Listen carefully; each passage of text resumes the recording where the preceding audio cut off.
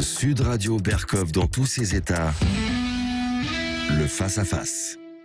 Eh bien, face-à-face avec un livre que je vous recommande, un livre de mémoire de Madi Saidi. Madi Saidi, effectivement, je pensais qu'on écrivait ses mémoires très tard, c'est pas vrai, vous avez raison, on peut les écrire à n'importe quel âge et vous êtes jeune. Française venue d'ailleurs, française, virgule, venue d'ailleurs. Très intéressant parce que vous racontez d'ailleurs votre enfance. Vous êtes de parents sénégalais, Absolument. de Casamance, Absolument, c'est ça. Et puis vous avez vécu à Paris, né à Paris, grandi à Aulnay-sous-Bois. Vous êtes retourné ensuite au Sénégal et vous êtes aujourd'hui ici, enfin depuis déjà longtemps. Et on va parler de tout ça. Vous pratiquez plusieurs activités, qu'elles soient civiques, politiques ou autres. Et au fond, je voudrais déjà vous poser une question peut-être sur l'actualité. Quand vous entendez ces débats hystériques de part et d'autre à l'Assemblée nationale et ailleurs sur l'immigration, quand on se rappelle que Georges Marchais ou François Mitterrand avaient dit, écoutez, d'accord, mais l'immigration clandestine, on ne peut pas accueillir tout le monde, etc. Qu'est-ce que vous en pensez? Quelle est votre réaction, votre sentiment? La réalité, c'est que ces débats, ils doivent avoir lieu. Parce qu'on a une réalité en France, et Mitterrand le disait... Il y a si longtemps, mais finalement, on n'est pas si loin de cette réalité.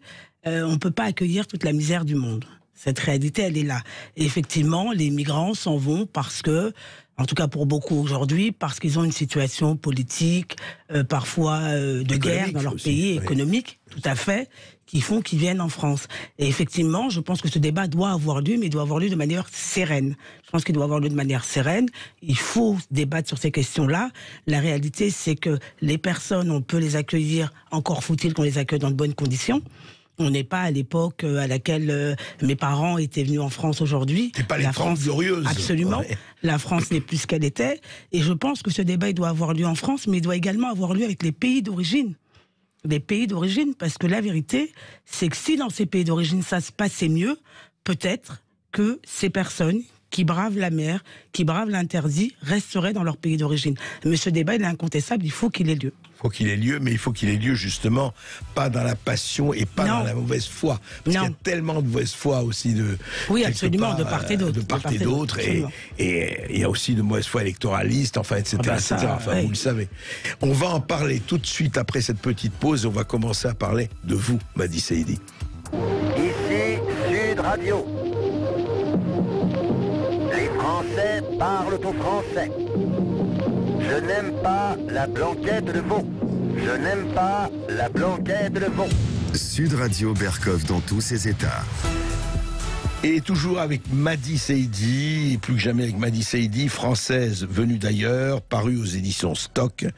Un livre de mémoire, mais un livre, je dirais un livre miroir aussi, un miroir d'un certain état de la France, effectivement, que vous évoquez, Madi Saidi. Je voudrais rappeler, c'est très intéressant parce que dans votre livre, ce qu'on voit, c'est que pour l'intégration, ce qui est l'intégration, encore faut-il qu'il y ait une famille unie, qu'il y ait, si vous voulez, peut-être des structures qui font que, oui, vous n'avez jamais renié votre père non plus, il parlait de vos grands-pères, le Peul, le Mandingue, etc., absolument, la Casamance, mais il s'était intégré, il disait, on est en France, vous allez être très bien à l'école, etc. Racontez-nous, parce qu'il y a eu un ciment là, qui est... Absolument, absolument. Mon papa est arrivé en France très tôt, dans les années 58 de mémoire. Il est arrivé, d'ailleurs, et cette phrase qu'il nous disait toujours, en France, vous êtes chez vous, vous êtes né ici, c'est votre pays. En revanche, moi, je suis un invité. Donc il considérait qu'il était... Oui, il considérait qu'il était un invité en France. Il avait cette phrase aussi qui nous disait... Quand tu arrives dans un pays, si tu trouves les gens en train de danser sur un pied, tu danses sur un pied, tu fais comme eux.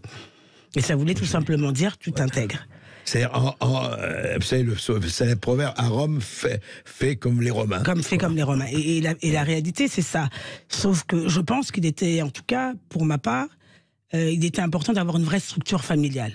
avoir une vraie structure familiale présente. Moi, j'ai toujours été très fière d'être aussi bien française, ça j'en étais convaincue, mais j'étais aussi très fière d'avoir cette distinction, cette particularité qu'avaient pas mes petits camarades, c'est d'être aussi sénégalaise. J'étais très fière de leur raconter l'histoire de mon village où j'avais jamais mis les pieds de ma vie, mais que je connaissais par mon père. C'était ma manière de partager aussi cet imaginaire que j'avais de l'Afrique. Et cette structure familiale, elle est incontestable. Aujourd'hui, on est quand même dans une société où l'immigration et les primo-arrivants sont plus les mêmes, et il y a une espèce de démission de la part des parents. Parce que l'éducation, la réalité, c'est qu'elle se fait à la maison. C'est pas à l'État d'éduquer les enfants. Oui, c'est pas l'école qui fait l'éducation. L'école, elle fait l'instruction. On l'a oublié. Voilà. Et alors, comment vous expliquez aujourd'hui, en fait, vous, comme ça, qu'il n'y a plus que la famille qu'à éclater de cette façon?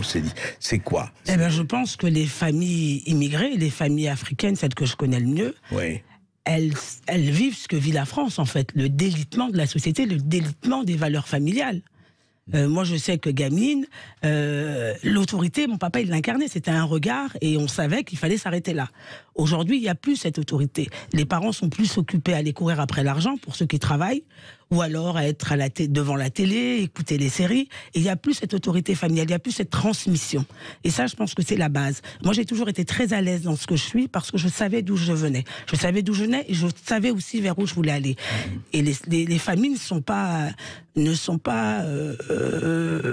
elles sont comme la France, en fait. Aujourd'hui, il n'y a plus cette autorité parentale. Les parents, aujourd'hui... Un exemple très simple. Avant, de ma génération, un enfant faisait une bêtise à l'école, le papa était convoqué, il venait, il sermonnait son gamin. Aujourd'hui, le parent est convoqué, il arrive avec des a priori en disant certainement, mon enfant a été réprimandé parce qu'il est noir. Il y a aussi cette volonté de victimisation qui est telle. Quand il ne gifle pas le professeur, ne menace pas de mort. Hein. Absolument.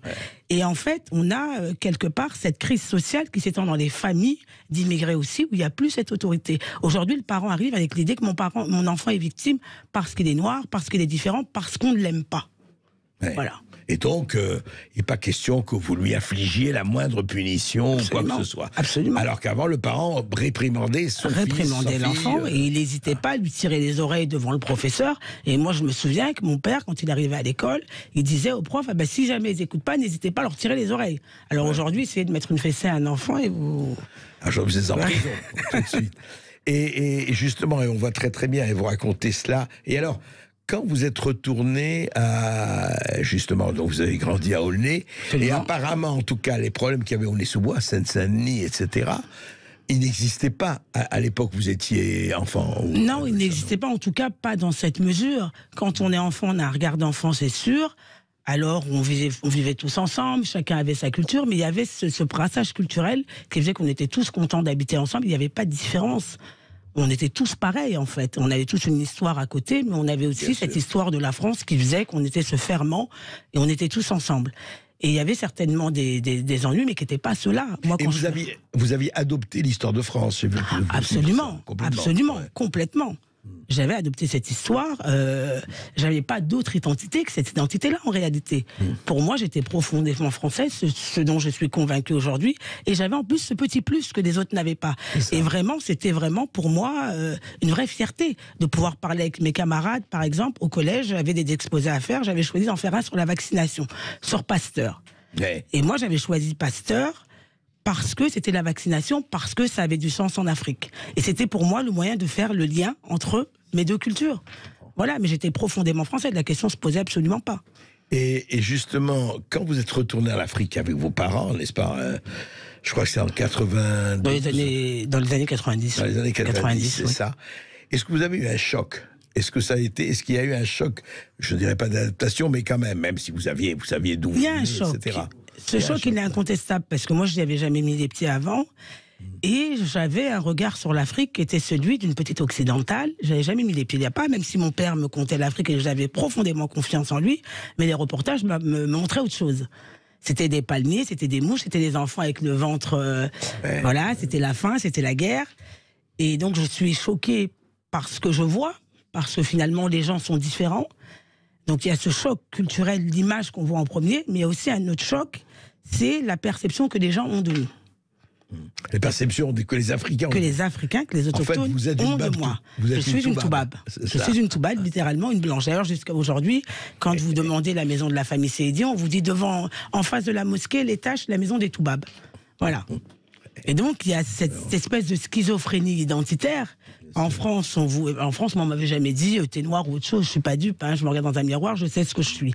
En revanche, j'étais profondément française. Et quand on arrive là-bas, on cherche aussi à s'intégrer parce qu'il y a aussi ce parcours d'intégration. Mais est-ce que c'était hostile de vous dire toubab en Non, Afrique? non, vraiment, c'est pas hostile. Ouais. C'était presque, c'est affectif. Vraiment, c'est affectif. Et aujourd'hui, on continue à m'appeler toubab. Pourtant, je parle toutes les langues. Je suis complètement intégrée. Je suis dans des associations. Je fais de la politique là-bas. Mais c'est le côté affectif. Il est tellement affectif que quand on me le dit pas, ben ça me gêne presque. J'ai un mince. Je suis devenue comme eux. Il faut qu'on me rappelle que je suis une toubab de temps en temps. D'accord. Et le fossé, alors justement, est-ce que vous comprenez mieux aujourd'hui, comprendre, on ne veut pas dire excuser ou expliquer, comprenez mieux aujourd'hui pourquoi les nouvelles générations, au fond, les 3e ou 4e générations, sont beaucoup plus emplis de ressentiment, voire de haine par rapport à...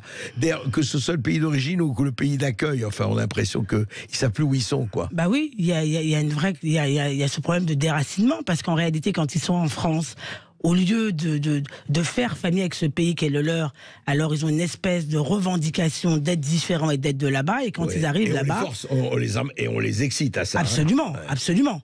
Et quand ils arrivent là-bas, c'est différent. Donc il y a une espèce de schizophrénie identitaire qui est liée au fait que d'abord, ils connaissent pas leur histoire, l'histoire de leurs parents, et ils connaissent encore moins l'histoire de France, parce que malheureusement, quand on leur a dit d'aller à l'école, ils sont pas beaucoup allés.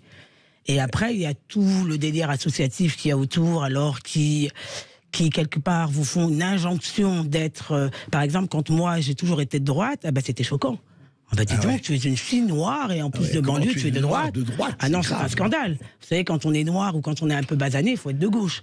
Il y a toutes ces injonctions de la société qui font que finalement, il vaut mieux aller du côté de là où on est de la bonne pensée. Voilà, la bonne pensée, comme qui dirait, c'est tenté, bonne pensée idéale. Mais c'est ça, effectivement. On se retrouve juste après cette petite pause avec Madi Seydi. Ici Sud Radio. Les Français parlent au français. Les carottes sont cuites. Les carottes sont cuites. Sud Radio Berkov dans tous ses états. Madi Seydi, française, venue d'ailleurs aux éditions Stock. C'est vraiment un livre miroir, et un miroir qui réfléchit, hein, comme disait Jean Cocteau. Vous êtes retourné en Seine-Saint-Denis, après l'Afrique, vous y allez toujours, évidemment, vous faites des allers-retours. Et la Seine-Saint-Denis de votre enfance n'était plus du tout la Seine-Saint-Denis d'aujourd'hui. Plus du tout. En quoi vous avez senti ça? Je trouve qu'elle avait changé d'abord, dès le premier abord. Il y a une espèce de sentiment d'insécurité que j'ai jamais eu. Dès que je suis arrivée, vraiment, dès que j'arrive, je me sens mal à l'aise. Tout particulièrement à Aulnay, je me sens vraiment mal à l'aise. Pourtant, c'est un territoire que j'ai aimé, c'est un territoire qui m'a tellement donné. J'ai fait du sport là-bas, j'ai été au collège là-bas. Vous avez été des années là-bas. J'ai été des années là-bas, j'ai fait de la chorale, j'ai fait des spectacles. Mes petits frères ont joué au football. Ouais. Enfin, c'est vraiment le territoire de mon enfance. Pourquoi déjà, il y a ce sentiment d'insécurité, et après, il y a tout ce que le territoire vous donne à voir. C'était différent, c'était plus les mêmes personnes. Il y avait plus cette chaleur humaine. Quand on arrivait avant Seine-Saint-Denis, il y avait cette chaleur humaine. C'était une espèce d'Afrique en miniature, et même, j'ai envie de dire, un monde. C'était un territoire monde. Vous aviez tout le monde. Vous avez des Blancs, des Noirs, des Maghrébins, des Asiatiques, des Antillais, des Indiens. Il y avait vraiment tout le monde, et tout le monde cohabitait ensemble, et surtout tout le monde se fréquentait. Et moi, quand je suis arrivée, j'ai trouvé sur ce territoire presque des groupes ethniques, si je peux dire ça comme ça. Alors que moi, j'ai pas à l'époque. Non, moi j'ai connu vraiment le black blanc bleur où tout le monde allait ensemble. Par exemple, moi gamine, je comprenais, j'entendais, j'arrivais même à parler kabyle parce que je fréquentais des kabyles. On était tous ensemble. Voilà. Alors que là, j'ai tout de suite senti cette différence. Et ça dans le quotidien, c'est-à-dire qu'en fait, vous aviez tout le concret du quotidien qui vous sautait à la tête, quoi. Ah oui, déjà la ville, malheureusement, ça va pas faire plaisir aux mères, mais elle est horrible. La ville est horrible, architecturalement parlant, mais ce qu'elle renvoie quand on arrive, les gens, vous voyez, Vraiment, je me suis sentie en insécurité. Pourtant, moi, j'ai grandi aux 3000. Oui, les 3000, c'est pas... Voilà, c'est des 3000. Je me suis jamais sentie en insécurité. Alors évidemment, il y avait un petit peu de deal, des choses comme ça. Mais aujourd'hui, j'irais pas. Enfin, la cité est barricadée. Voilà. Elle a été barricadée, mais vraiment, hein. Barricadée avec de vraies barricades. Oui, il y a des, ils ont mis des grilles, je sais pas pourquoi. Ouais. Et là, pour moi, c'est une espèce d'assignation à résidence. Chacun reste dans son quartier parce que ton quartier est délimité par les espèces de barrières qu'ils ont mises. Et à votre avis, c'est une situation, Madi Saïdi, je voudrais avoir, c'est une situation irréversible, c'est une situation qui peut changer. C'est compliqué parce que ce qui se passe sur ces territoires, c'est que les territoires grossissent. Ceux qui ont pu partir sont partis. Et donc, on envoie sur ces territoires des primo-arrivants. Et à mon avis, l'intégration, c'est pas avec les primo-arrivants qu'elle va se faire. C'est clair. Donc, je veux pas être fataliste, mais bon. Oui, c'est compliqué. C'est compliqué. Et vos parents ne se sentiraient pas bien aujourd'hui? Ah non. Non. Ah non. Ah non, non, non. J'ai plus mon papa, mais ma maman vient assez régulièrement en France. Et on a eu la bonne idée avec mes sœurs de l'amener aux 3000. Parce qu'il fallait qu'elle revoie bien sûr. l'endroit qu'elle avait quitté. Et ben, elle était choquée. Elle ne le comprenait pas. Elle en était à nous demander, mais est-ce que vous êtes sûr que c'est le même endroit?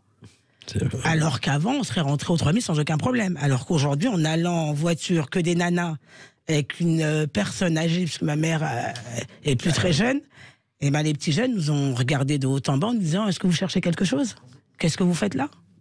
Ils voulaient savoir, on n'avait pas la tête, on n'avait pas, je sais pas, on n'était pas des policiers, en tout cas on n'avait pas. Et ma mère est très mal à l'aise là-bas, elle a beaucoup de mal à penser qu'elle a pu vivre. Je dis oui, mais c'était différent, c'était pas du tout le même endroit. C'est fou. Oui, c'est vraiment tout ce qui s'est passé en quelques années. Hein. En quelques années, absolument. Pas... En quelques années. Au niveau de l'histoire, c'est un clin d'œil. Ah non, c'est carrément un clin d'œil. En si peu de temps, comment des territoires changent, et plus les territoires changent, et c'est un pays qui change par la suite. Mais oui, bien sûr, parce qu'il n'y a pas que la Seine-Saint-Denis, il n'y a pas que non, c'est partout. Vous allez dans le nord de la France, vous allez un peu partout. Je crois que ça se délite un petit peu partout. Alors, qu'est-ce qui vous a amené, Madi Saïdi, vous en parlez aussi dans votre livre, à votre engagement politique, social, etc. Qu'est-ce qui vous a amené à ça? C'est l'Afrique? C'est l'Afrique. Cet engagement, vraiment, je pense que si j'avais pas été en Afrique, je serais certainement pas, j'aurais pas eu ce parcours. Le fait d'avoir été en Afrique, d'avoir découvert quelque chose vraiment de différent de ce que je pensais. En Afrique, moi, je pensais que les femmes étaient des femmes soumises, peu de pouvoir. Au contraire, c'est des sociétés matriarcales où les femmes ont beaucoup de pouvoir. C'est très dur, mais les gens ont une vraie volonté de s'en sortir. Et je dirais même que pour eux, c'est un devoir. Ils n'ont pas d'autre choix que de se battre. C'est ça. Ouais. Et face à cette misère latente, parce que moi j'entends les quartiers pleurnichés, hein, je les entends de temps en temps. Ouais. Mais quand on va en Afrique et qu'on voit, moi je vous dépassais des gamins tous les jours, qui avaient 5 ans, qui avaient 6 ans, qui étaient pieds nus, qui mendiaient dans la rue, pas un mot. Pas un mot. Et tout ça m'a amené à me dire, il faut faire quelque chose, c'est pas possible, ces enfants sont transparents. Et donc mon engagement, je le prends aussi de ce constat social très dur finalement. Parce que je me suis dit, finalement en France, on est bien lotis, hein. Parce que ce qu'on voit en Afrique, c'est très dur. Et c'est à partir de là que j'ai eu envie de m'engager d'abord dans le milieu associatif. Et très vite, j'ai compris que les associations, c'était très bien, mais l'action, elle était peut-être pas de ce côté-là. Et donc, j'ai franchi le pas vers la politique. Alors, la politique, effectivement, vous en avez fait chez les Républicains. Enfin, chez les Républicains, oui, c'est ça, oui, avec l'UMP à l'époque, absolument. L'UMP de l'époque, effectivement. Vous en êtes sorti aujourd'hui ? Oui, j'en suis sortie, absolument, j'en suis sortie. La dernière campagne que j'ai faite officiellement, c'est celle de 2017, celle de François Fillon, que j'ai accompagnée jusqu'au Trocadéro. J'avais trouvé qu'il avait été injustement attaqué, donc ça a été même pour moi un devoir. J'ai dit, j'y vais jusqu'au bout, et malheureusement, ça n'a pas fonctionné. Et donc j'ai quitté les Républicains pour beaucoup de raisons. D'abord parce qu'à un moment, il y avait un désaccord idéologique puissant. Et moi, tout ce que je fais, je ne le fais pas à moitié. Je pense qu'il manquait de sincérité.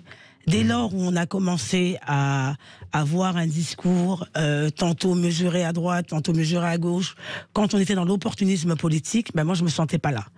Donc je me suis dit que c'était terminé. Et puis localement, c'était un petit peu compliqué. J'ai très vite compris que j'avais pas d'avenir sur un territoire comme la Seine-Saint-Denis parce que trop ambitieuse, parce que trop à langue dans sa poche, peut-être trop sincère dans mon engagement. Donc je me suis dit, il n'y a pas de raison que je perde de temps plus que ça avec des gens qui ne méritent pas, c'est terrible, mais c'était ça. Et donc j'ai décidé de faire de la politique autrement, en continuant à m'engager, en prenant la parole, en faisant même bouger les lignes, voire plus que bouger les lignes, sans être sous la coupe d'un parti qui avait droit de vie et droit de mort sur vous, parce qu'au moment des investitures, ah ben, t'as pas été sympa, tu n'auras pas l'investiture. La mécanique, voilà. La mécanique. Absolument. On la connaît, la mécanique.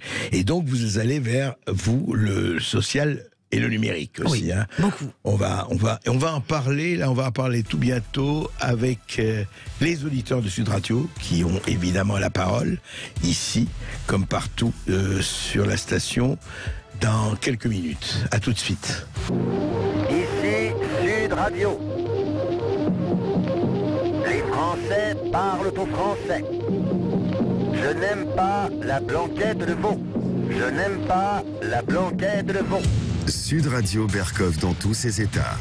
Et vous aussi, auditeurs de Sud Radio, dans tous vos états, et bien heureusement dans tous vos états, parce que vous avez, comme nous, question à tout. Tony, bonjour Tony, vous appelez de Bordeaux. Oui, c'est ça. Bonjour Tony, on vous écoute. Bonjour.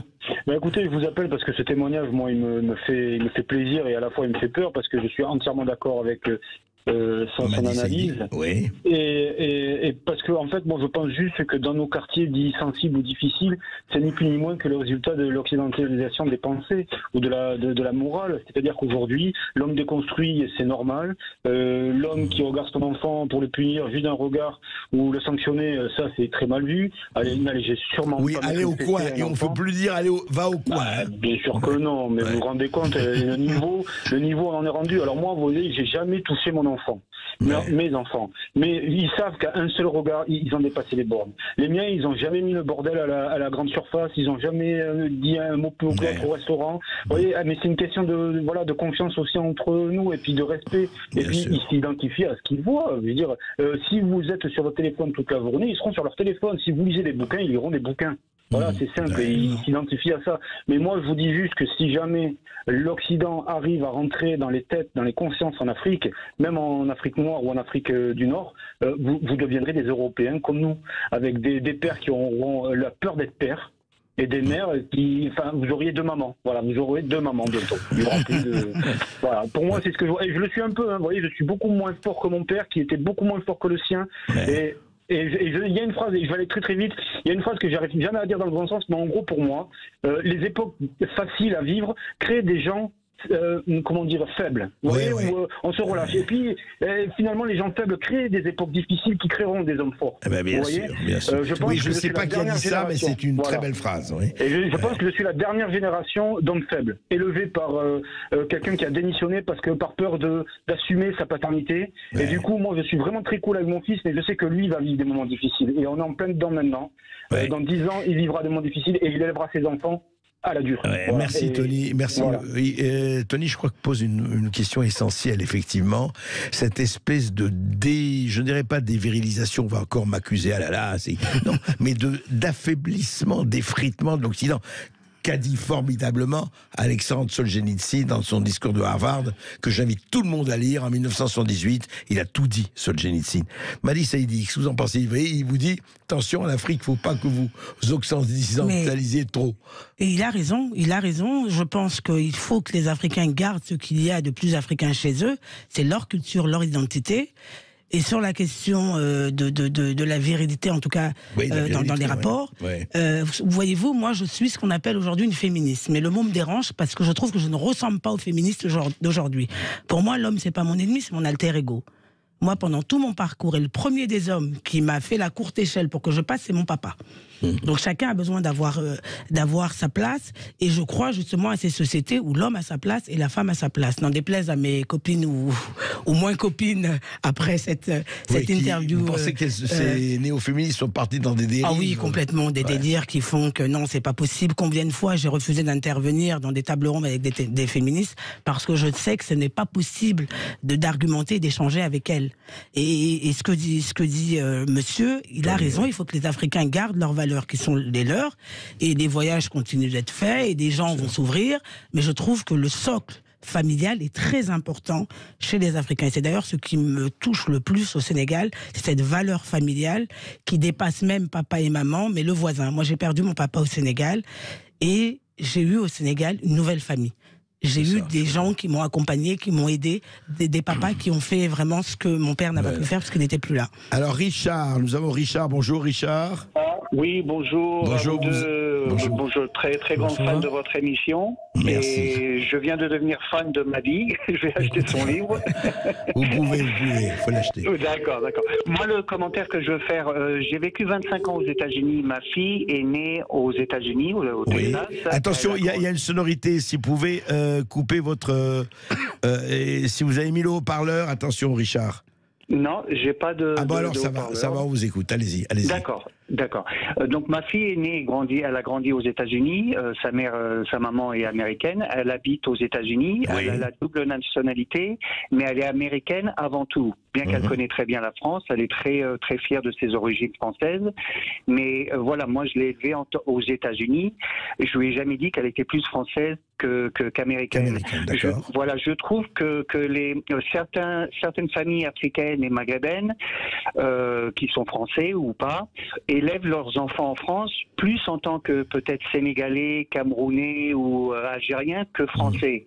Et je trouve ça assez hypocrite, alors que c'est des enfants que la plupart ne sont jamais partis dans leur pays d'origine, entre guillemets. Voilà, donc je trouve ça assez c'est triste et qu'on les garde dans une espèce de d'étiquette d'assignation à résidence, comme on disait. Voilà, exactement. Oui, Madi, qu'est-ce que vous pensez? Absolument, et je trouve ça dommage parce que avoir une double culture, c'est une vraie richesse. Et moi, par exemple, je dis tout le temps, je me sens autant sénégalaise que française. Je suis née en France, j'ai une culture profondément française, mais cette culture africaine existe. Et je dis toujours que je ne peux pas choisir entre mon père et ma mère. Je suis ancrée dans les deux cultures et c'est ce qui fait ma richesse. Mais effectivement, et aujourd'hui plus encore, les primo-arrivants vivent en France un petit peu comme ils vivaient là-bas. Voilà, je peux dire une dernière chose ? Allez-y. Voilà, Richard. je trouve que quand on a deux cultures différentes, c'est-à-dire, comme vous dites, quand vous êtes au Sénégal, vous vous assimilez au Sénégal, quand vous êtes en France, vous vous assimilez à la France. C'est assez facile à comprendre. Absolument. Non. Et de toute façon, je pense que vraiment, la chose la plus terrible, mortifère, ce sont les étiquettes qu'on essaye de vous coller. Nous avons Dust de Héran. Dust, bonjour. Bonjour. Bonjour Dust. Bonjour André, bonjour à votre invité qui est excellente et à vos collaborateurs. Alors, je voulais intervenir à propos de l'immigration future, car plutôt que de la combattre, je me demande si on ne devrait pas plutôt utiliser le mot essayer de la tarir. En faisant quoi? Trois trucs assez simples finalement. Un, payer les ressources leur juste prix. Deux, arrêter de faire du pognon en vendant des armes à des dictateurs. Et trois, nouvellement, maintenant, parce qu'on en parle cette semaine, vraiment leur donner les moyens de combattre le changement climatique, enfin pas de le combattre, mais de s'y adapter pour pas qu'on se retrouve à 2 ou 3 milliards juste en Europe. Parce qu'effectivement, ça, on ne pourra pas. C'est clair. Madi Saïdi, vous pensez que c'est ça le problème, c'est l'aide au développement qui existe déjà, comme on sait. Mais effectivement, est-ce qu'on ne devrait pas, est-ce qu'il n'y a pas un problème aussi de dictature, etc., de corruption, etc., encore plus grande peut-être en Afrique ou ailleurs, qui fait qu'il y a aussi à changer beaucoup de choses là-bas, comme ici d'ailleurs. Oui, incontestablement. Je pense qu'il faut redéfinir la relation que nous avons, nous, en tant que Français, avec l'Afrique. Donc la relation Afrique-France, France-Afrique, il faudrait la redéfinir. Et comme je disais tout à l'heure, il faut absolument mettre dans la boucle les pays d'origine. Parce que je trouve que c'est trop simple de dire, on veut venir en France, les Français sont pas sympas, ils veulent pas nous accueillir. Et je trouve qu'on oublie un autre acteur, c'est le pays d'origine. Parce que quelque part, en Afrique, il y a des ressources, il y a beaucoup de choses. On pourrait faire beaucoup avec cette fameuse aide au développement. On pourrait faire une autre relation. On est plus partenaire. Et on parle plus d'aide, finalement, parce que, de toute manière, elle ne va pas toujours à l'aide. Il faudrait faire en sorte que ceux qui sont là-bas... charité, du caritatif. Absolument. C'est ça, c'est plus du caritatif. Aujourd'hui, en Afrique, il y a des choses qui se passent, ça fonctionne, on le voit avec le numérique. Les gens ont étudié à l'extérieur, ils reviennent, ils savent faire, il y a un vrai savoir-faire, une volonté de développement. Mais à un moment, je pense qu'il faut avoir un discours honnête, sincère, avec ceux qui gouvernent en Afrique, leur dire la réalité, comment ils se comportent aussi avec leurs ressortissants. Ils ont aussi une obligation de développer leur pays. C'est pas je suis président pendant 5 ans, pendant 10 ans, pendant 15 ans, ans, je m'en mets plein des fouilles et mon pays n'est jamais développé. Et pourtant, l'aide au développement est toujours plus grande. Je pense qu'il y a un discours aussi à avoir. Et les Africains aussi doivent avoir conscience, mais je pense que ça commence en tout cas à avoir lieu de plus en plus, que leurs présidents ont aussi une part de responsabilité dans la réalité qu'ils vivent aujourd'hui. Ça me paraît quand même très important de le rappeler. Sylvie, nous avons Sylvie qui nous appelle de Nérac. Bonjour Sylvie. Bonjour André Berkoff, bonjour mademoiselle ou madame, je ne sais pas. Voilà, tout d'abord écoutez, bravo monsieur Berkoff, je suis devenue une assidue avec toute cette période de Covid et autres, enfin une chaîne qui dit des vérités vraies, on dira, voilà, merci. Où tout est très, voilà. Et d'autre part, alors je dis bravo aussi à votre invité. Oui. Je suis moi-même passée par Aulnay-sous-Bois, je suis d'origine étrangère, vous voyez, moi j'ai du sang roumain, du sang espagnol dans les veines. Et je rejoins parfaitement ce que vous disiez, madame, dans la mesure où moi j'ai toujours connu mon histoire, l'histoire de mes grands-parents qui ont fui la guerre d'Espagne, l'histoire de mon père qui a fui la Roumanie pour un régime communiste et totalitaire. Et je dirais qu'à partir de là, j'ai toujours dit à mes enfants d'où ils venaient, qui ils étaient. Et pour la petite histoire, un jour, mon fils me tend son bras et me dit, dis donc maman, dans mes veines, où est ma veine roumaine et où est ma veine espagnole, voyez. C'est joli ça. Je trouvais que c'était, voilà, magnifique. Je suis bien d'accord avec vous, quand j'habitais à Aulnay-sous-Bois, moi je n'étais pas aux 3000, j'étais du côté du Gros Saule. Je connais très bien. Voilà, et peut-être que mes enfants et vous, je ne sais pas, ont pu être amis. Et vous voyez, comme vous parliez de mixité, c'était ça à l'époque. J'y ai vécu en 1984. Et à ce moment-là, il y avait toutes les origines sur une grande place que j'habitais. Et le soir, eh bien, je dirais que nous avions, je ne sais plus combien de pays différents du monde qui étaient là en bas, rassemblés, à se parler, à échanger, à regarder les enfants jouer ensemble. Et comme je disais, on apprenait la vie tous ensemble. Et Sylvie, vous êtes retournée en Aulnay-sous-Bois ou pas du tout? Oui, parce que mes enfants, ils demeurent encore, vous voyez. D'accord. Mais encore une fois, tout se passe pas trop mal parce que mon fils qui est arrivé là-bas tout petit, donc cela fait plus de 40 ans qu'il y habite, donc le fait qu'il soit connu, cela fait qu'il y a quand même comme une famille, si vous voulez, qui reste protectrice avec... Bon, mais tant mieux, ça se passe pas trop mal pour lui, quoi. Et pour... Oui, mais bon, comme elle disait aussi, vous savez, ça a complètement changé. Et moi, Bien je sûr. vois que c'est toujours un peu plus l'horreur de circuler, de se promener là-bas. Ma fille avait été attaquée quand elle était ado, donc c'est pour ça qu'on a souhaité petit à petit s'en aller. Et quand on y revient, c'est toujours à reculons. Alors, comme on disait, intégration, c'est aider les gens. C'est être fier de sa différence, mais si on ne nous apprend pas qu'on peut être fier de notre différence, c'est bien dommage, voilà. Merci Sylvie. Je prends Jean-Claude de l'Essonne. Merci à vous deux. Bonne journée. Merci. Au revoir. Merci. Nous avons Jean-Claude, je crois qu'il nous appelle de l'Essonne. Tout à fait, Monsieur Berkoff, bonjour et bonjour à votre invité, que j'ai écouté avec beaucoup d'attention.